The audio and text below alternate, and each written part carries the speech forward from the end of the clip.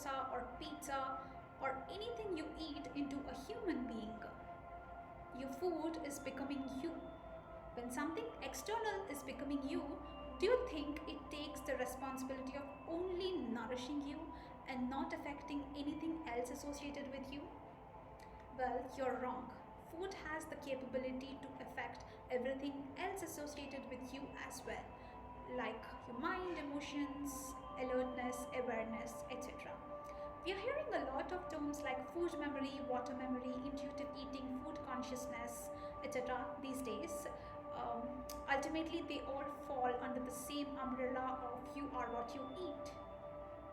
Well, there are days when you had your meal, you sat at your work table or your study table to continue with your work. Suddenly, you started feeling dull and lethargic and immediately want to have a sleep. You must be wondering, the food whose primary purpose is to provide you energy is turning against you and making you feel dull and lethargic. The food which has to act like your best friend is acting like an enemy. Well, the next question is there any way to turn our food that we are eating into our best friend? Well, yes.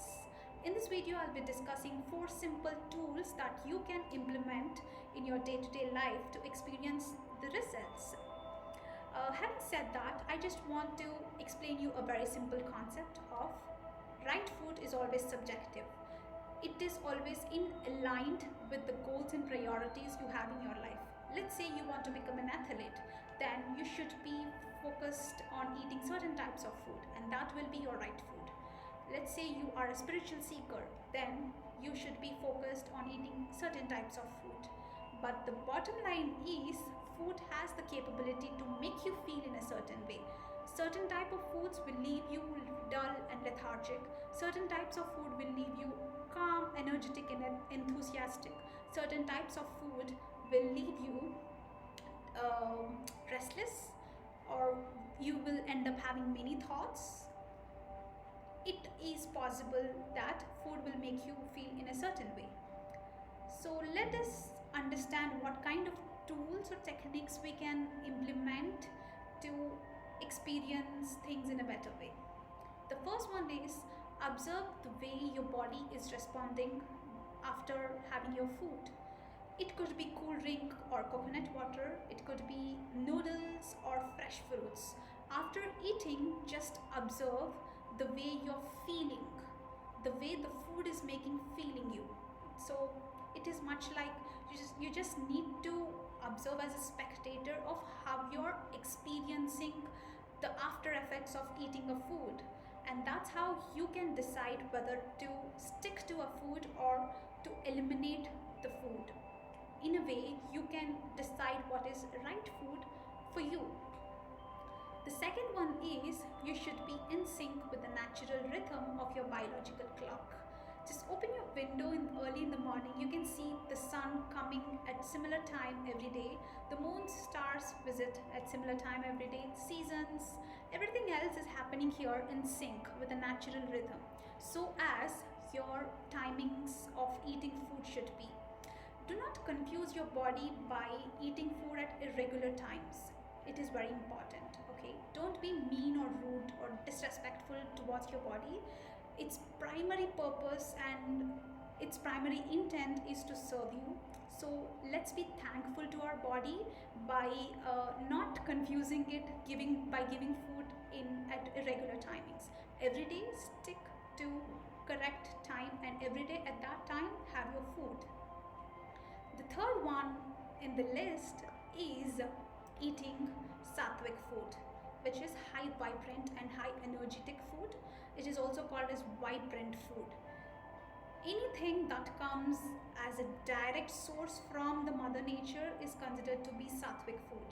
It could be fresh fruits, fresh vegetables, milk, coconut water, nuts, anything that is natural and has life in it is called as sattvic food, and include as many vibrant foods in your diet as possible, and you can just feel the energy after eating the high pranic food. The fourth one in the list is the most important one, which is the state of mind with which you are eating the food.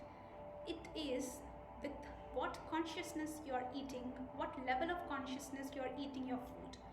Whenever you eat food, you should give your undivided attention to the food, because that's when your body will understand that you're giving it something. That's when your mind will understand that you are eating. Everything else connected with you will understand the moment you put your whole awareness onto the food that you're eating.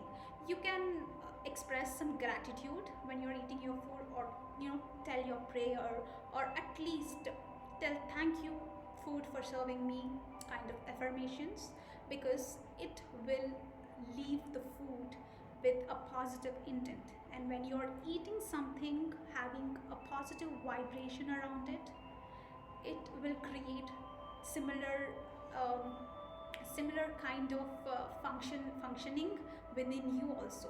And that's how the concept of prasadam and tirtham came into the temple. So when you visit a temple, you should be receiving some sacred food and sacred water, which is prasadam and tirtham. So food and water has the capacity or capability to absorb the vibrations that they are sensing in the environment. It could be in terms of thoughts, it could be in terms of sounds, chants, anything, but they absorb the vibrations when they are in a particular place. That's why practice food memory, practice water memory. When you are drinking water, give your undivided attention to the water and sip water consciously, thanking it for serving you. Well, I just want to share one wonderful aspect of human body, because you might be thinking just expressing gratitude to food will change the way the food is behaving within the system. Okay, so I just want to give you an example. When a mother breastfeeds her children, so usually a mother breastfeeds her child during the initial stages or initial years of the baby's life, right? So if the baby falls sick, let's say the baby had a stomach upset, then the body of the mother recognizes it and accordingly changes the composition of the milk, so that the milk will serve as a medicine for the stomach upset of the child. How do you think that happened? Isn't it a wonderful aspect of human body? How did the body recognize that the child is sick? Because your body listens to your emotions. Your body listens to whatever that you're talking with it. Your body listens to everything else happening in the environment. But you should be conscious enough to channel it towards in a direction that you want it to be into. Well, having said that, I just want to end this video with a quote of Tesla, scientist Tesla, where he mentions that if you want to understand the mechanics of the universe, think in terms of energy, vibration, and frequency. So think in terms of energy, vibration, and frequency. If you want to have a happy life, eat your food with a happy intent. If you want to have a calm life, eat your food with a calm intent. If you want to have a drained and dull life, eat your food watching a video. Well, I hope this video is helpful to you, and I'll meet you in my next video. Take care.